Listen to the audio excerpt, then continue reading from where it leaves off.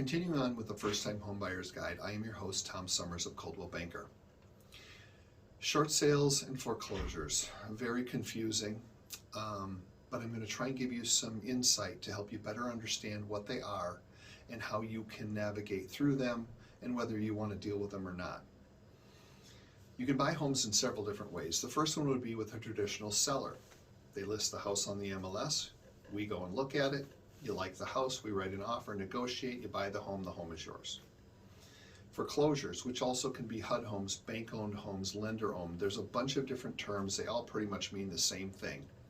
Same type of process, but there might be a few more hoops to jump through because now that home, instead of being owned by a traditional seller, is owned by a corporation or a private company. Same result at the end. You negotiate, you buy it, the home is yours. The third one is the short sale. Now the short sale is the hardest of all of these because it involves not only the seller, the current seller of the home, it also involves a bank. The term short comes from that seller owing more money than what the home is currently worth. So let's say the home is worth $300,000, but the seller currently owns $350,000.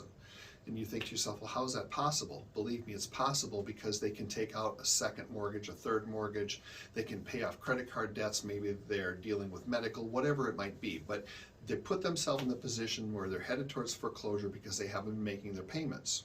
During the redemption period, before it's fully foreclosed, they still have the right to sell the home. But if they owe more than what the home is worth, they have to get permission from their bank. So once you negotiate the purchase of this particular property, then all that information gets sent to the bank, and the bank has to analyze everything and make a decision as to whether they will allow this short sale to take place. Typically it takes about 4 months to get the approval for the short sale, and then you have to go through all of the regular closing stuff. But if they can't get it worked out in a certain amount of time, the bank can still move forward with a foreclosure. So then at that point, you're out of luck. You don't lose any money, but you could sit literally on the sidelines for 6 to 12 months and still not get a decision. So in this type of situation, in most markets, you're better off looking for a traditional home or quite possibly a foreclosure if there's some extra added value there. But my advice, after I've done a lot of short sales in my time, not only as the listing agent, but also as the buyer's agent. They are very complicated, they're very cumbersome. So unless it's an absolutely incredible, amazing deal that's worth waiting for, you're better off to avoid those all the way around. I hope that helps clear a few things up for you, and look forward to seeing you on the next video. I hope you're enjoying what you're reading.